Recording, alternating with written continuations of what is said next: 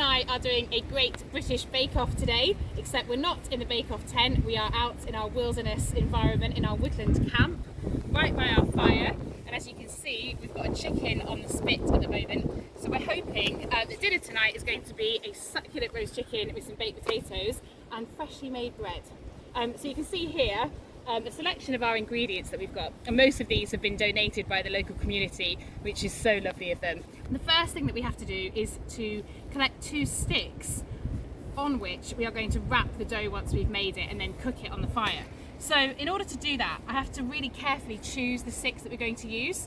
First of all, they need to be long enough so that when we hold the bread twists over the fire, our hands don't get too hot and we don't end up with any burns. Secondly, the sticks have to be fresh wood. They have to be really strong. Now this stick in particular, there's a reason I've chosen this. That's because it's fresh. It's not an old piece of stick, and I'll give you a perfect example of this. This is something we collected for a fire. Now I know that if I put this stick over the fire, probably within about 10 minutes, it's going to snap, burn, catch fire. And to show you how nimble this is, it just snaps like this. But this piece of wood here, it's bendable, it's flexible, it's hard, it's new wood, there's loads of sap in it, so it simply will not burn. And I can give you a perfect example of that. We're using the same wood here for the spit that we're using at the moment to cook our chicken. If that was a piece of old wood, like I showed you before, that would already be on fire. So that's why we use this particular type of stick.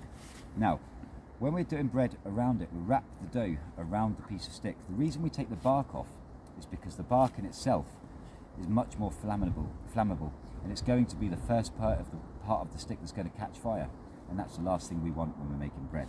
So we simply strip all the wood of the bark, which takes a while, like so. Just keep getting it off until eventually all the section of the stick that we're going to be using to make the bread on is going to be gone, and it's just going to be this wood on the inside.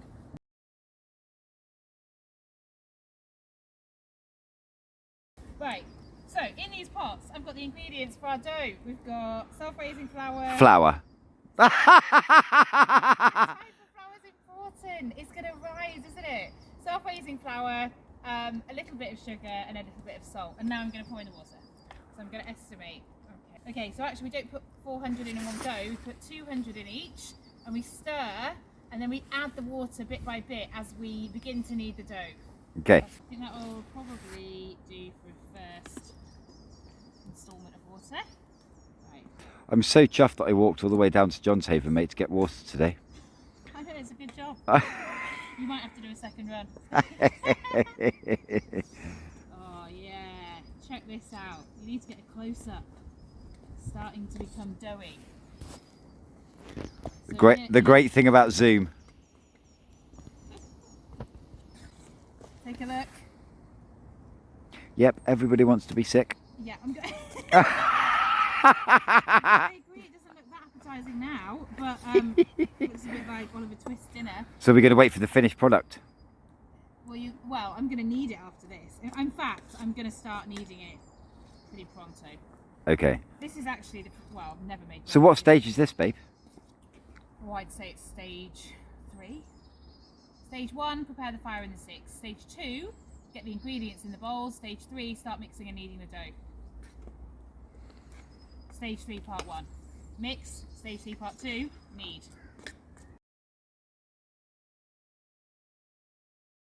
Check out the kneading. There we go, on our makeshift counter and our makeshift kitchen worktop, which is a saucepan lid sprinkled in flour, and I'm kneading the dough by lifting it and turning it over using my knuckles. So I'm about to take the first batch of dough and wrap it, twist it around the stick. I've never done this before. I can tell. Is that really what you're going to do? Yeah, I'm just making it longer so I can twist it. Bit like this, bit like this. Like a long sausage shape. Yeah, I'm not really sure what I'm doing, I've got to say. Does that look about right to you? That's got to be about right. Maybe it should be higher up on near the end of the stick, but I'm thinking something along these lines. That's not bad, is it? I mean, it's a bit heavy here, so maybe I'm literally saying nothing because mine's going to be very different. Is it? Okay, well that's good. Variety is the spice of life. You know, I might learn from that and improve my next one. Okay, that's going to be mine. I'm trying to leave gaps in between because I think the dough's going to rise. And then I hold this over the fire and hopefully it'll cook. Otherwise Chris and I might die of hunger. So this is Chris preparing his twisting technique for the stick. Much more professional. Piece de Janeiro. What was that? Do you mean like pièce de résistance? Like Del Boy from our street. Yeah.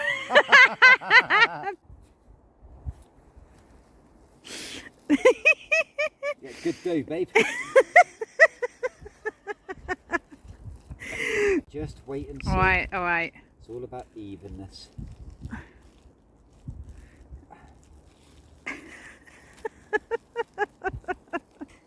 But what you're making sure of, which I didn't do, is that it Consistency. is consistently even as it's distributed across the stick.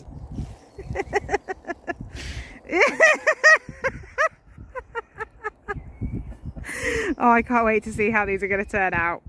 Ready to go on the fire.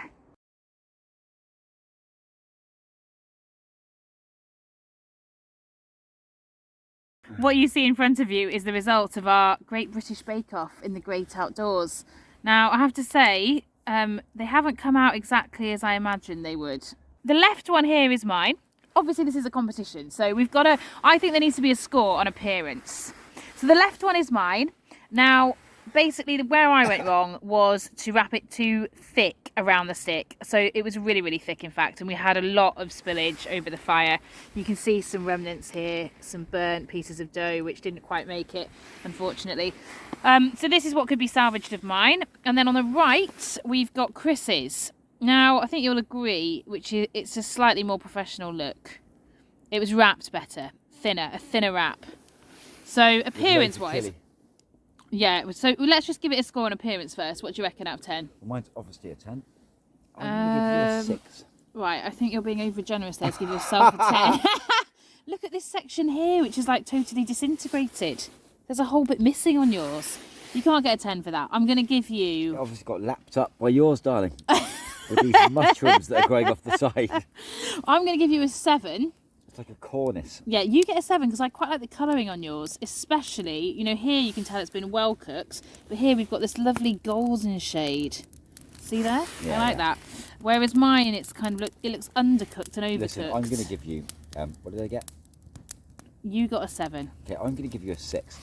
And the reason being, but I mean, this still looks quite doughy, you know.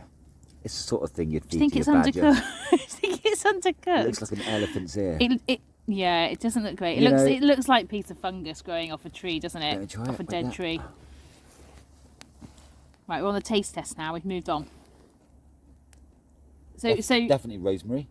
yeah, I did put rosemary in there. What else? Otherwise, that particular section was tasteless. You tasted mine, and what would you give me for taste? Let me see if I agree. I'm going to take this bit here. I'm going to give you a 6, babe. You know, I love you and all that, but I'm going to go a 6. And I'm sure you'll agree. Babe, I don't want sympathy points. At least mine leaves the mouth burning. Actually, yours is more bready. Stop whinging about no, it. yours is more I know, bready. you could spread butter on that. Yeah, lushness. mine is still dough, unfortunately. Mine's undercooked. Yep, there we are. Guys, get your jalapenos out. I wouldn't be getting a Get handshake your from butter Paul for this. nicely warmed. You know, yours has at least got a bready consistency. So for that, I'm going to give it It's got to be an 8. an 8. All right, an 8, yeah. It's got to be. I agree. Mine wins on flavour. Yours wins on texture and appearance. You've just saved yourself a Hulk Hogan head dump. So you win on appearance and texture, I win on taste. But many would argue that taste is the most important one. Look at your winner of the Great British Bake Off in the great outdoors. You have no idea how much this means to me. You know, I'd like to thank my family, my friends, and everyone in the dough business.